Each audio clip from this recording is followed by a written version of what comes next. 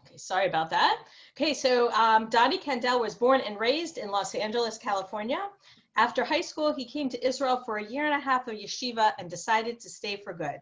He spent many years in informal education as a participant and later West Coast director of the Zionist youth group B'nai Akiva.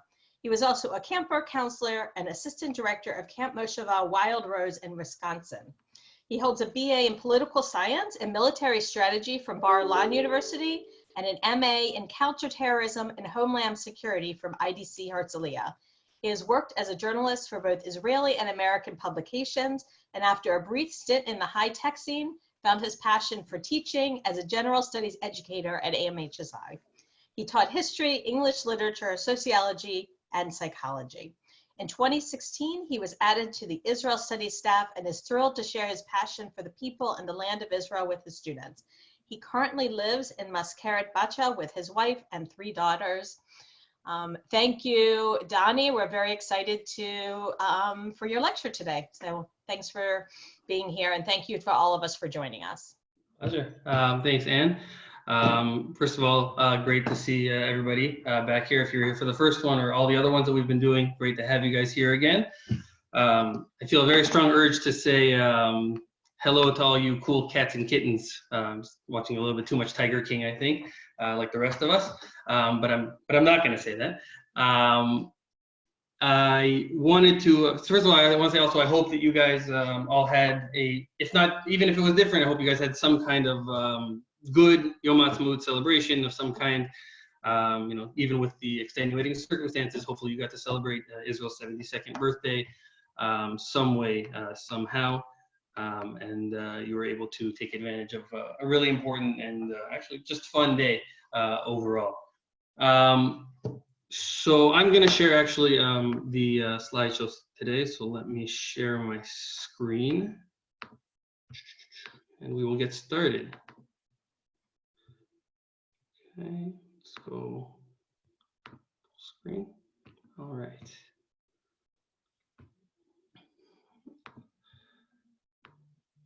All right, so I wanted to talk today about a story that I think is very, I would say, rarely told, and I think it's interesting. And I'm going to start by explaining why I think it is very little known, but it's a story that's crucial. By the way, as I was writing this, writing this out and deciding what I wanted to talk about, I also realized something else about this story, which is that this is actually the startup nation's first successful startup. The story that you're going to hear now is about Israel's first successful startup, and I'm talking about the 1800s, right, in the late 19th century. But it was an incredible story, and without the events I'm about to tell you about, the Zionist project, right, the return to the land of Israel in the 19th century, in the 20th century, may not have occurred. Hard to say for sure, but thankfully this happened the way it did, and this is thankfully we just celebrated our 72nd birthday, and it is in no small part to the people in the story you're about to hear. So right, it's called A Rabbi, a Banker, and 10 Farmers. The little-known story of how Zionism was saved. So the truth is, when we think about pre-state Israel and the pre-state land of Israel, when Jews started to come back, most of us think about the early 20th century in something called the Second ALIYAH, right? You have the Second ALIYAH from 1904 to 1914. These are the famous chalutzim, right, or pioneers. And one of the reasons why this is who we think about is because when you go back into Israeli history books, these are the people that are talked about because a vast majority of the people who came over in the Second ALIYAH ended up becoming our nation's first leaders. And so they wrote the history, right? On the top, you see David Ben-Gurion. On the bottom, you see Levi Eshkol, both our first and third prime minister. Both of them came over during the Second ALIYAH as young chalutzim, young pioneers. And so it's not surprising that the history reflects their contributions to the state because they were its earliest leaders. And that also affects the way in which we in our minds think about Israeli pioneers. I want everyone to just close your eyes for a second and imagine in your head the typical the pre-Israeli Jewish Palestine pioneer, what they looked like, right? I would assume that most of you have the same image in your head, right? I would assume it's something like, nice olive tan skin, short shorts, the bucket hat, something like these guys over here, maybe, right? These young, youthful, good-looking guys and girls who were working in the sun all day and working the field. So that is, these are the chalutzim, the pioneers. Now, it's true that they had a tremendous contribution to the state, but the story that I'm going to tell you today does not pertain to these people. It actually happens before their time. These people are members of the second ALIYAH, which infers that there was a first ALIYAH. But the thing is that very few people talk about the first ALIYAH. And the question is why? Why do very few people talk about the first ALIYAH? Now, there are a number of reasons for this. The truth is that, as I said, first and foremost, the future leaders of the state were generally members of the second ALIYAH. And also, they had a very specific ideology in which they molded a new Jewish state. It was secular, it was socialist, it was basically young people, young idealists, and that was the character, and that was the nature of the new Jew that they were trying to build here in the land of Israel. However, in the first ALIYAH, it was a different group of people. I want you to think for a second of all of those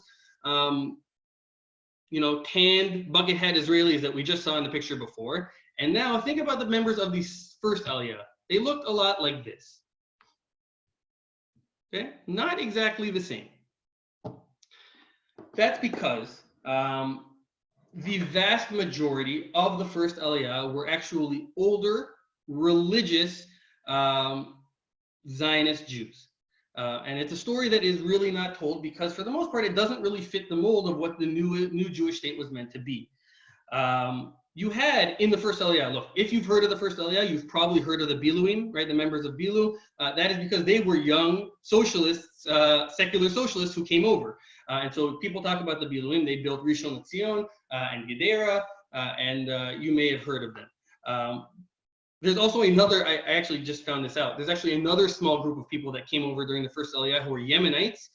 And a big group of Yemenites came on the first ALIYAH because there's a passage in the book Song of Songs written by King Solomon, Shir Shirim, that refers to a palm tree that some Yemenite rabbi interpreted as the coming of the Messiah.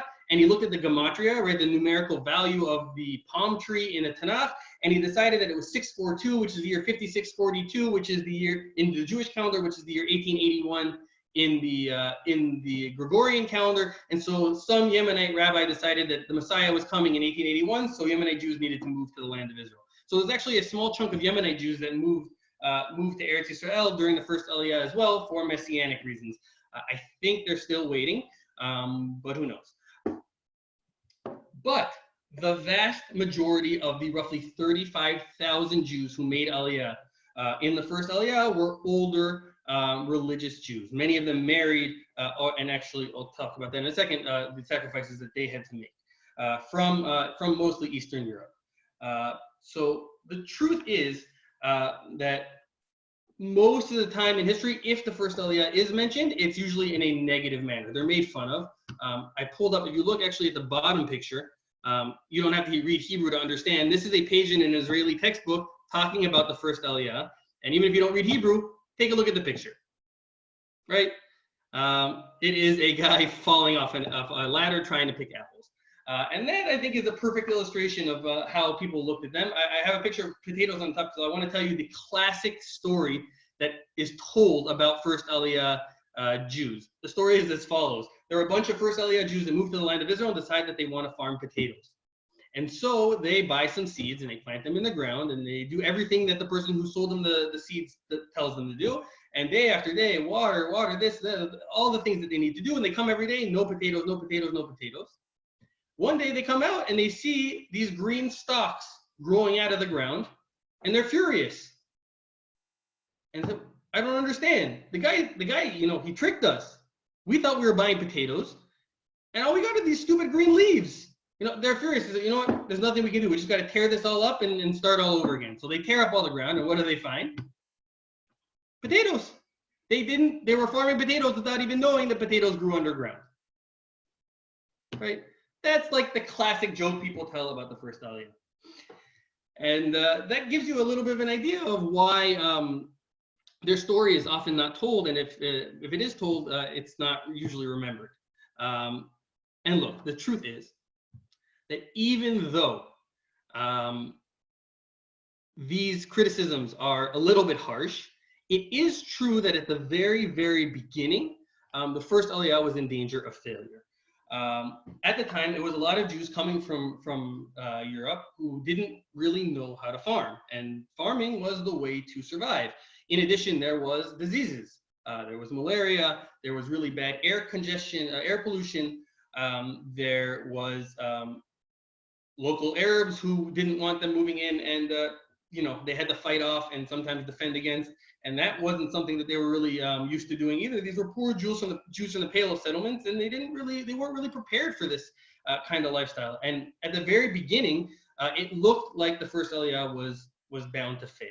Now, I'm not into projected history or alternative history. I mean, I like reading them and watching them, but I'm not someone who likes to write alternative history.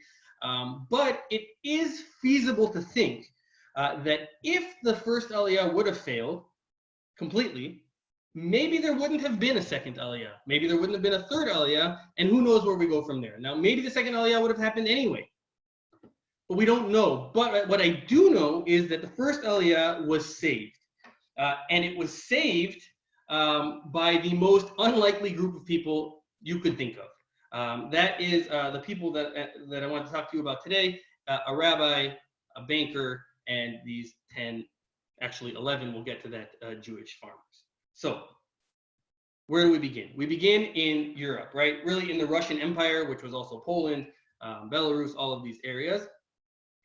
And what we have is that in the late 19th century, things for the Jews in Russia are getting worse. The Tsar himself, or the Tsars in this time period, have been oppressing the Jews more and more. The local Russian populations have been increasing their pogrom attacks against Jewish communities all throughout Europe. And we're going to see in the late 19th century and early 20th century a mass exodus of Jews from the Russian Empire trying to find a better life. Now, millions are going to leave, and most of them go to the United States. However, there are going to be some who are going to decide to take a different path, now a slightly more difficult path. And they are a group of people, all these different satellite groups of people known as the Chovevei Tzion, or the lovers of Zion. And it is going to be their mission to support and eventually join the Jews living in the land of Israel. So, as I said, this was happening kind of all throughout the place, all throughout the land, but not in a unified effort. There were people making Aliyah in the beginning of the first Aliyah, and it wasn't working very well, as I said. And so in 1884, there was actually a secret conference in Katowice, which is was in Germany at the time, is now part of Poland. And the Katowice conference of 1884, and this was an amazing, amazing conference because it brought together all representatives from all the different Chovevei Tzion groups throughout the world, throughout Europe, really.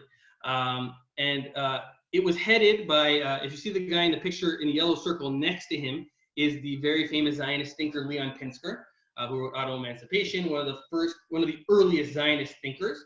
And he headed the conference. But I wanted to talk a little bit about the man sitting to his right, our left, okay? Because that man was elected at the Katowice conference to spearhead the effort to save the first Aliyah. And he is the rabbi, right? The rabbi in the story, his name is Rabbi Shmuel Mohaliver.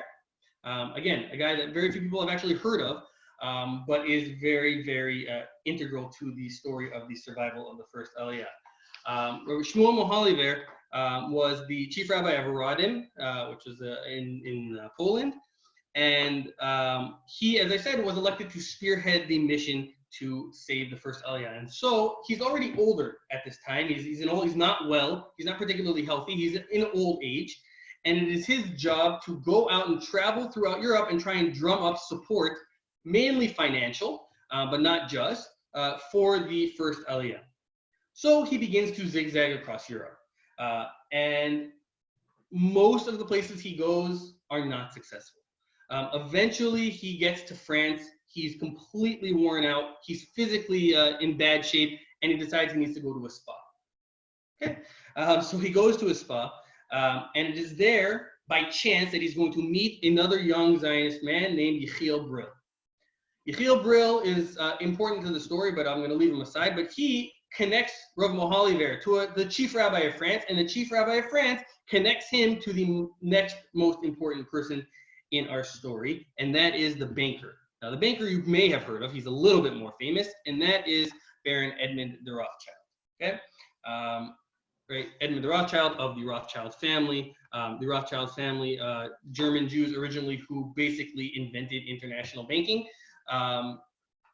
And so, by the way, that picture down below is one of the rooms in one of his houses that is on display now in the Israel Museum in Jerusalem. I've been in that room. It's tremendous. And so, Baron Edmund de Rothschild is a very, very wealthy Jew living in France. And Rabbi Shmuel Mohaliver realizes that this is the man who can save the first Aliyah. If he agrees to fund the teaching of these Jews how to farm, the first Aliyah can be saved. Now all he has to do is get a meeting with him.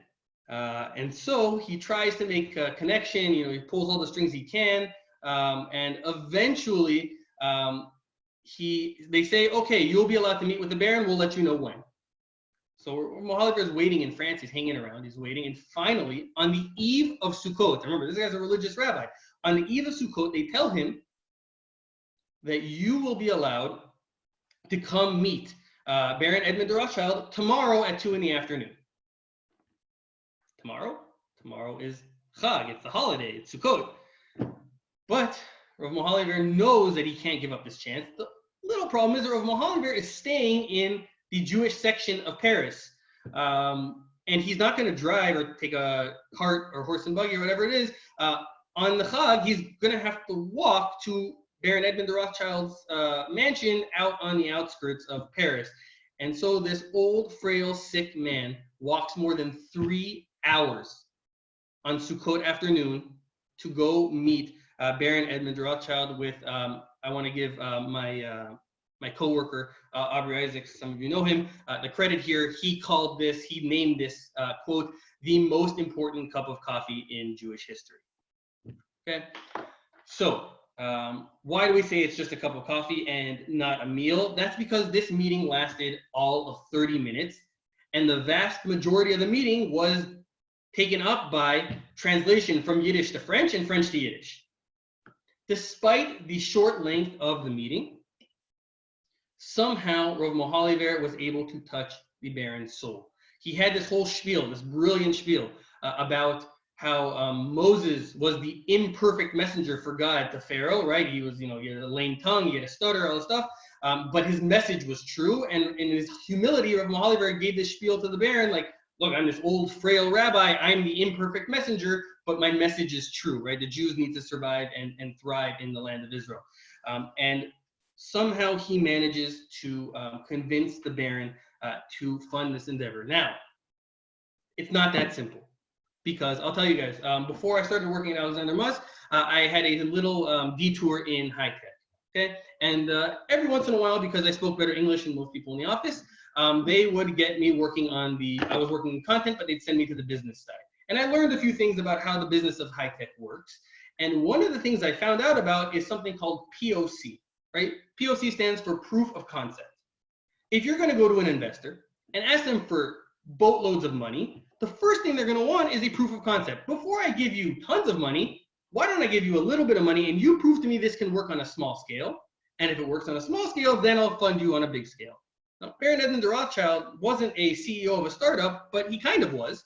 And he goes to Rav Shmuel Mohaliver and he says, listen, Rabbi, I'm willing to give this a shot. But first you need to prove to me that it works. So here's a little bit of money. I need you to find me 10 Jews. Move them from Europe to Israel. They're going to have to leave their families. I will buy them a piece of land in the land of Israel. And they have to prove to me that they can farm it. So the Baron agrees, and it's not going to be so easy. Why did anyone, I mean, if you think about it, why did he agree to 10?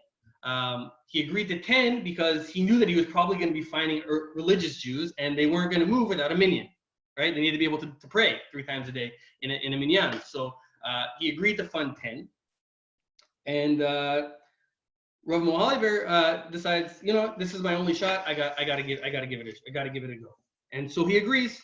Now, everybody also knows in the high-tech world that even though the proof of concept is meant to show that your product works, you're going to put your best foot forward, right? You're going to put on the best display you have. So Rav Moaliver wants to stack the deck in favor of the first ALIYAH, and he decides if I'm going to find if I'm going to find 10 Jews from Russia to go farm in the land of Israel, I'm not going to find 10 schlubs. I'm going to find 10 guys who already know how to farm, right? Smart thing to do. And so he is traveling throughout Europe looking for these guys. He ends up in Warsaw, and he hears that there's a town not far away from Warsaw called Pavlovka.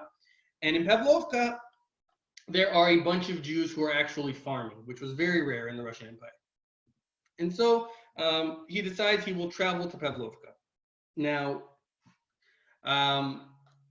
when he got there, he thought it was going to be a really hard sell. I have money just for 10 guys. You guys have to leave your wives and kids.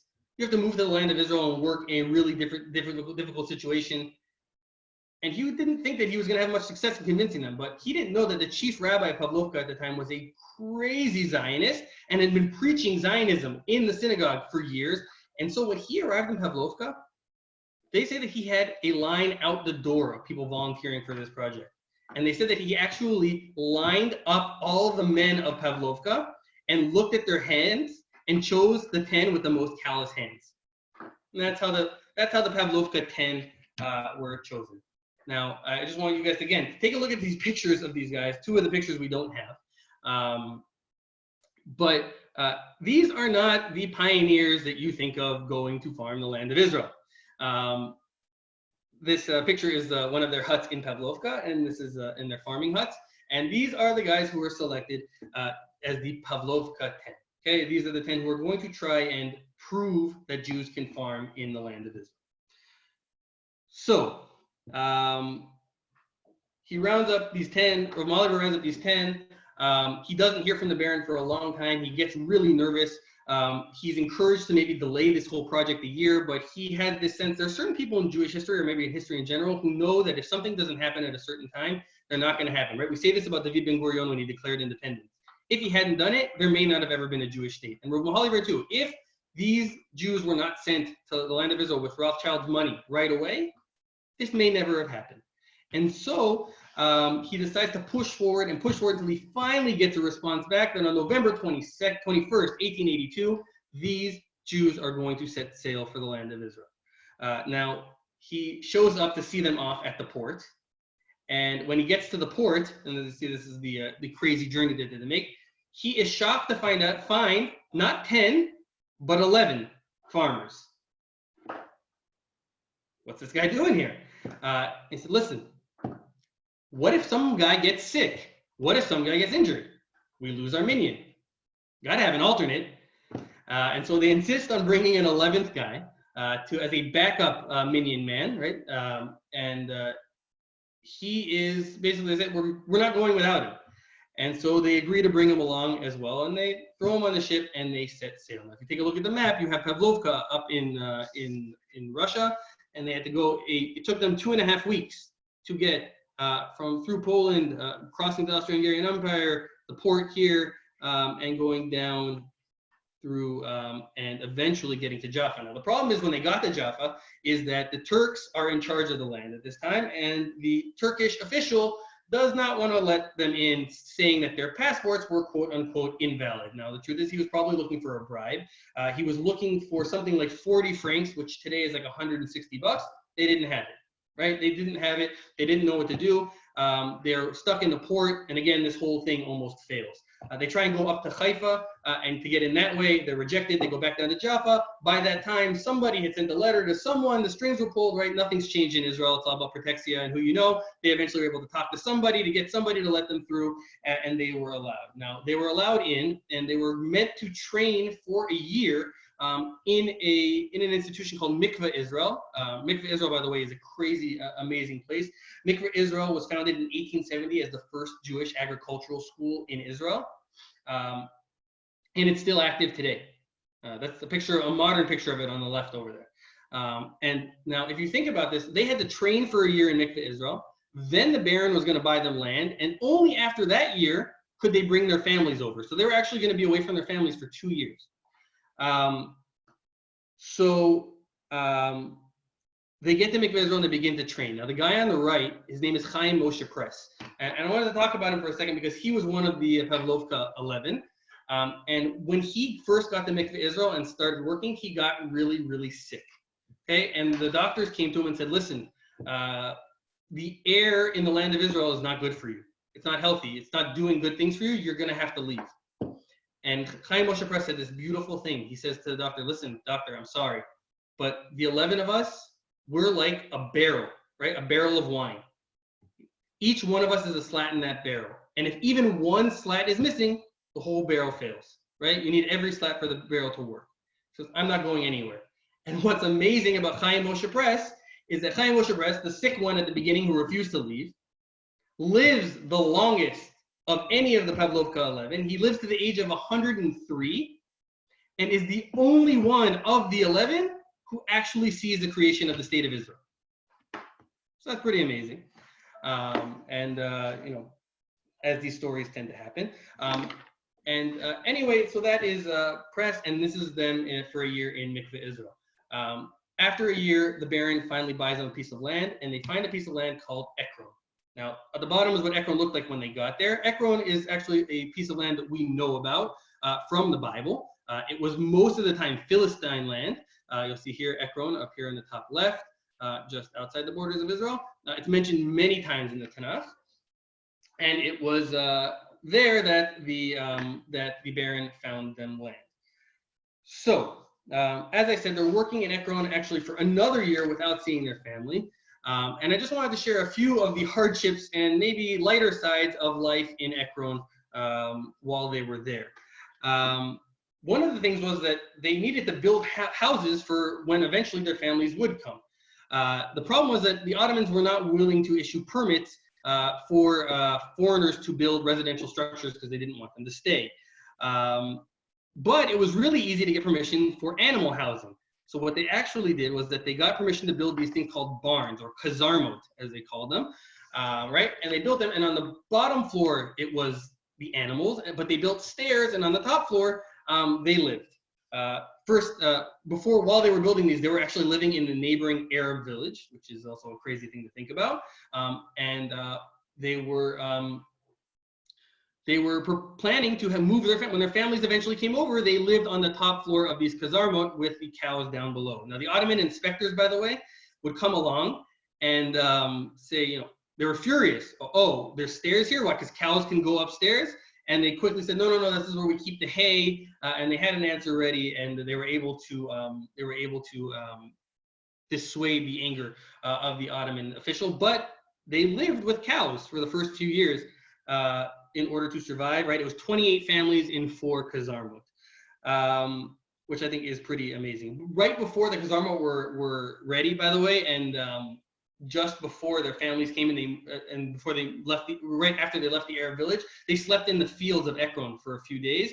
And the first night they were actually awoken by jackals, where Minyan Man, number 11, woke up in the middle of the night and apparently pulled out a loaf of challah, I'm not sure where he had that from, and began waving it over his head and saying the al khaitz, which apparently is some old school Jewish way of warding off demons. He did this. Apparently they sent him to go get a little bit of rest and relaxation, and he came back with his wife a little bit later on in the process. But just so you understand, it was just a new world for these Russian Jews. They weren't ready for these kinds of things. They had no idea what the life was going to be like here. And it was pretty wild. Even so, I want to show you this guy on the right, Yaakov Leskovsky, was actually known, and I know, looking at him, it's shocking to think it, he was known as the tough guy of the group. Leskovsky was in charge of defending Ekron from Arab robbers, and he was well known for not only chasing them away, but if he happened to cut them, giving them a nice little black eye or two for trying to steal from Ekron. And it's just really, these are not the people. We've heard of Hashomer, and we've heard of the Haganah, and all these young Jews. Yaakov Laskovsky was the first line of defense in Ekron, and I think that's pretty amazing. In addition, they had to make sure nothing is more important than the well, right? The water for successful farming. The pictures I have here actually are from my class in AMHSI when I brought them to the well. Some of you who are on the call may be in these pictures, I'm not sure. This is them working the well today. If you look on the top picture, that is how the well used to work. Instead of AMHSI students, it used to be a blindfolded donkey who would go around and around. It was this fancy Antilla well, 92 feet into the ground. And next to it was a pool. On the bottom right, you can see my students standing in the pool that could hold 31,000 gallons of water. And that was where the town got its water. But if you look at the left, that was also where the children of Maskeret Batya were able to swim. Now, we didn't swim with my students, but we definitely had a water fight or two, and that was pretty awesome. And the well was crucial, and the well is still active today. I mean, it works. As you can see, we used it. And I just want to share one of my favorite stories about the well. The first Yom Kippur that they were in Ekron, they didn't have a mikvah, and it's traditional for religious Jews that at least the chazan, the guy leading the prayers, will go in the mikvah before he leads the prayers on Yom Kippur. So they actually took the guy who was going to be the chazan to the well, tied ropes around him. Obviously, he was naked. And the other 10 of them lowered him into the well and dipped him in to pray 92 feet into the ground, dipped him in to be the chazan for Yom Kippur. So again, these stories are amusing, but just understanding that they were adapting to a brand new lifestyle. Despite all the hardships, despite the new surroundings, despite the malaria, the bad air, the diseases, the hard land that hadn't been farmed in thousands of years, they actually began to become incredibly successful. In fact, Ekron is going to found the first Jewish-owned dairy co-op in Israel. This is where Tel Aviv got its milk, from the Ekron dairy. It seems like all the success, all of the money that the Baron had put in was worth it. And as the Baron sees the success of Ekron, he decides to fund more and more projects throughout the land of Israel, saving the first ALIYAH. Now, in 1887, the Baron makes a famous visit to the land of Israel, okay, to Palestine at the time, and he wants to visit all the different moshavot, all the different areas that he has sponsored. Okay, and after a few days, he decides, I want to go to Ekron. He's going to go to Ekron. And he goes there. They get really excited for him to come. They put up the welcome banner. They have, clean everything they have. Families, the kids are dressed nice and everything. And they put on a display for the Baron that is just, he's wowed. He's blown away. He is so impressed with the people of Ekron for their success that he decides that he's going to give them 3 gifts. Okay. The first gift is he's going to give them another 25,000 francs, which is about $100,000 in today's money, which was to buy more farming equipment to continue. The second thing, because these are religious Jews and they were praying basically in a shack, is that he decided to build. You look at the bottom right, a beautiful synagogue on the bottom right there that's still standing today. That was built by Rothschild as a thank you to the members of Ekron. And the third thing, which is something he was very famous for doing, is that he was going to give the Baron's official seal of approval to Ekron. How is he going to do that? When the Baron wanted to show his approval, he would name the place after a family member. Now, the woman in the picture there is Betty Rothschild, Baron Edmund de Rothschild's mother. And so Baron Edmund de Rothschild says, you know what? I'm going to give my stamp of approval to Ekron. You will no longer be called Ekron. It will be named in memory of my mother, and it will be called Maskeret Batya. Now, this is a wonderful story. And it's even more important to me because if you were paying attention at the very beginning to end, this is where I live today, and I'm speaking to you from right now. The story that I just told you is the story of my town. The picture is actually taken 2 days ago, or yesterday. Yom Ha'atzmaut was, I don't know what days are anymore, yesterday. The picture was taken yesterday, in the fields of Mascarabacha. And the town is still going strong today. So here from Mascarabacha, I told you the story of how a rabbi, a banker, and 11 religious Jews saved the Zionist dream. It is now a story that you know. The record has been set straight, and it should encourage all of us to, first of all, look at the full picture, but also just understand that it's the hard work of so many that we were able to celebrate yesterday, the 72nd birthday, and we should never take it for granted and always appreciate it and know that there's a lot of hard work still yet to be done, and we should all be up to the task. Thank you guys so much for joining me today. I really appreciate it. Ani, that was amazing. So interesting. I had not heard the story before, so thank you.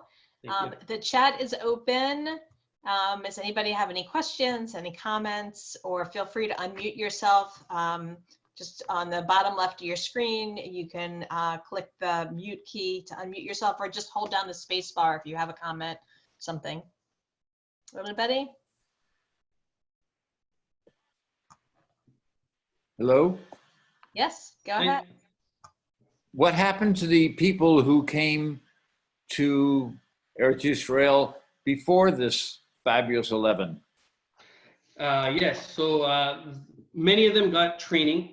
Look, a lot of them left. To be honest, a lot of them left.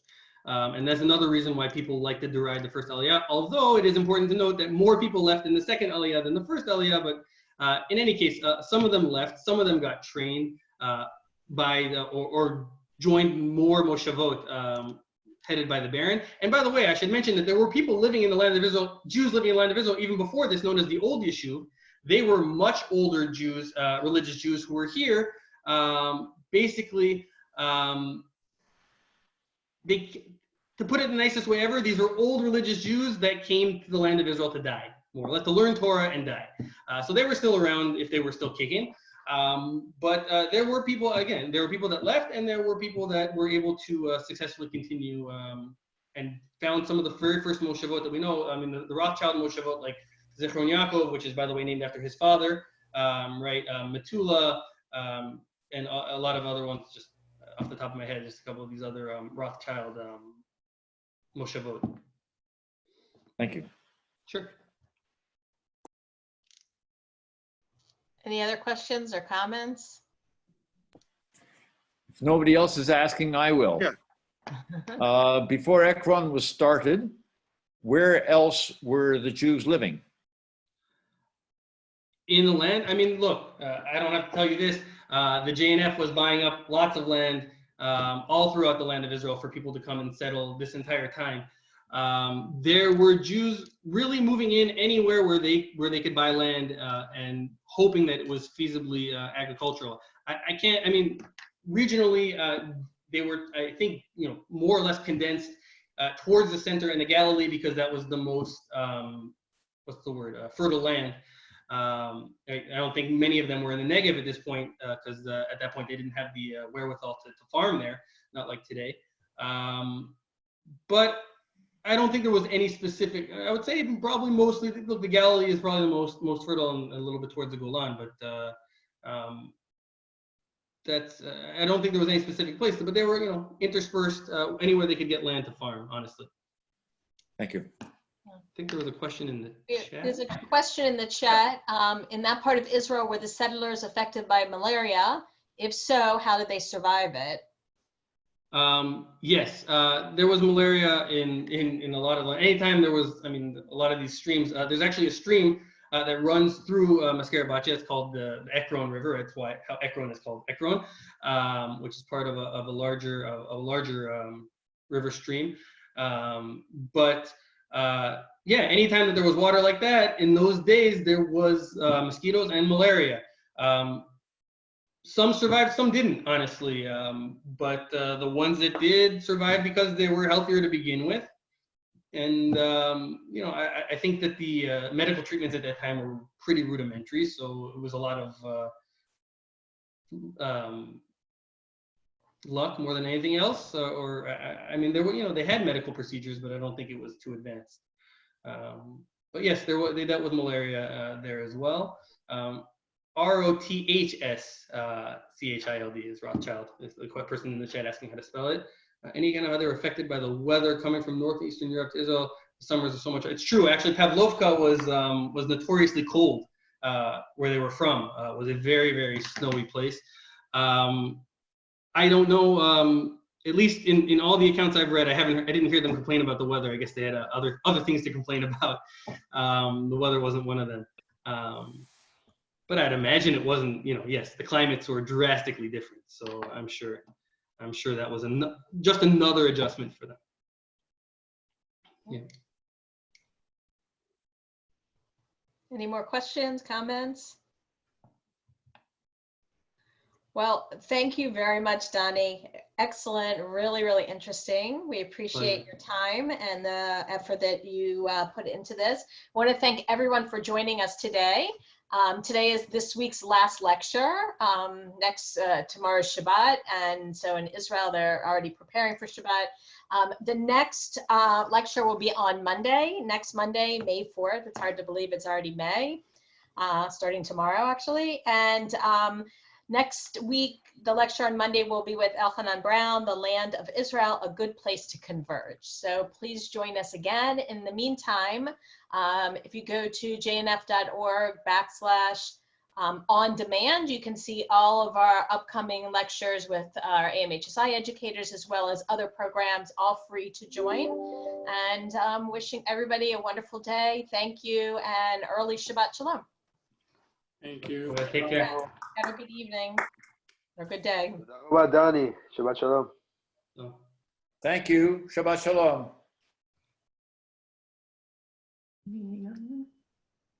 Way to go.